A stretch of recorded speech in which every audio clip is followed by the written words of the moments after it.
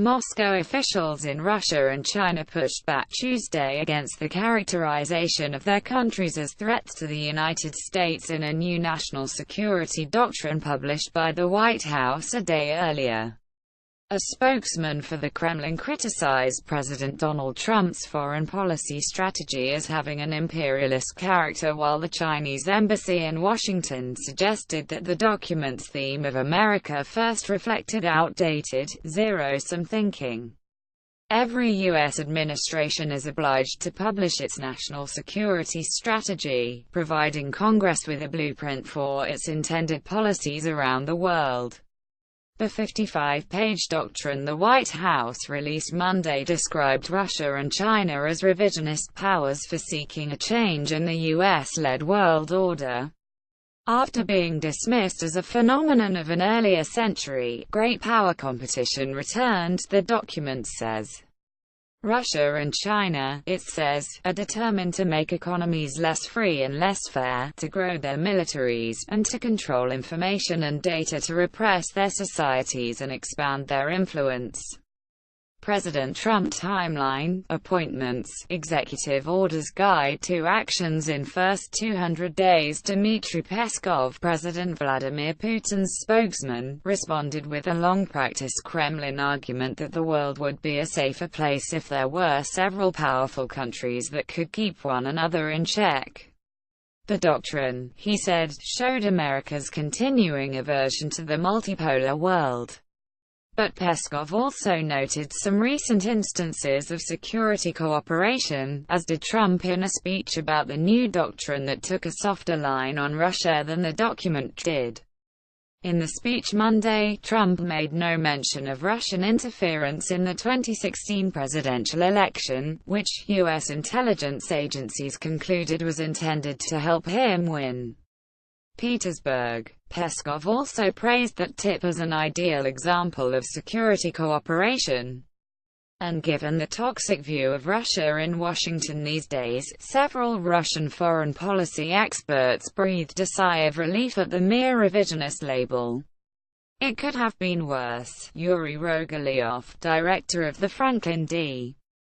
Roosevelt Foundation for the Study of the United States, at Moscow State University, told the Business FM radio station, "The very idea of a revisionist power is a departure from the position of Congress, which included Russia in the same lineup with Iran and North Korea that is, among the rogue nations," Rogolyov said. The new doctrine's recognition of Russia as a rising power is an improvement over the views of previous administrations, Sergei Karaganov, a periodic Kremlin advisor on foreign policy, said in an interview. "Obviously, the new order is emerging," he said. Zero-sum thinking. The Chinese response to Trump's speech accused the United States of succumbing to outdated, zero-sum thinking. On the one hand, the U.S.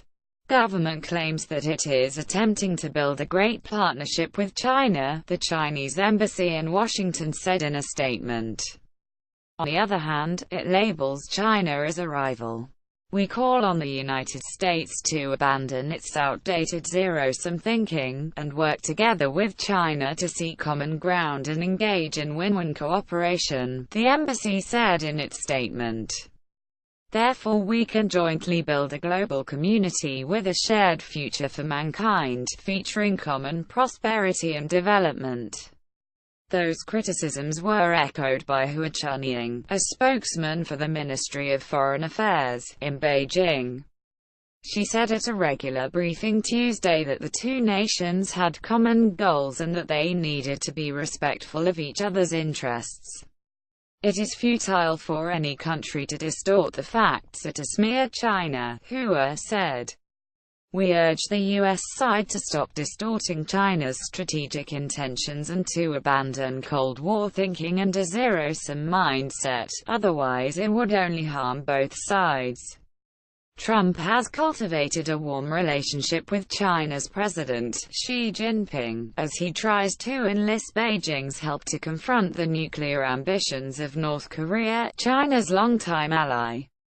But that relationship has been tested by Trump's efforts to reduce the trade imbalance with China, with the United States expected to impose tariffs on products such as Chinese solar panels in the coming months. The United States and China share one of the world's biggest trading relationships and cooperate in areas including clean energy and public health. But Beijing sees Washington as an obstacle to its ambitions to be East Asia's dominant power, and strains over Taiwan, trade, technology policy and the South China Sea are growing. It is selfish to put your national interest above other countries' interest and the mutual interest of the international community, the Chinese embassy said. The Chinese side is willing to have peaceful coexistence with all countries, said the embassy statement. The United States should also adapt and accept China's development. U.S. officials are uneasy about Beijing's rising military spending, already the second highest behind Washington. They see Xi's Belt and Road Initiative, a project to build railways and other infrastructure across countries from Asia to Europe and Africa, as part of efforts to erode American influence and nurture a China-centered political structure. Especially sensitive is Taiwan, the democratic island Beijing has declared a core interest over which it will go to war, if necessary. Trump's report promises to maintain our strong ties with Taiwan and provide for its legitimate defense needs. China has taken a tougher stance toward Taiwan since last year's election of President Tsai Ing-wen, who has refused to endorse Beijing's contention that Taiwan is part of the Chinese nation. Chinese commentators speculate on the possible need for military steps to put pressure on Tsai, after Trump signed a law this month that opened the way for U.S. Navy ships to visit Taiwan. A Chinese diplomat quoted by state media said the mainland would attack the day that happened, who urged Washington to stick to diplomatic commitments on how to handle Taiwan. Meanwhile, the U.S. Geological Survey said in a report released Tuesday that the United States is reliant on China and other nations for the overwhelming majority of critical minerals used for manufacturing everything from smartphones to wind turbines and cars.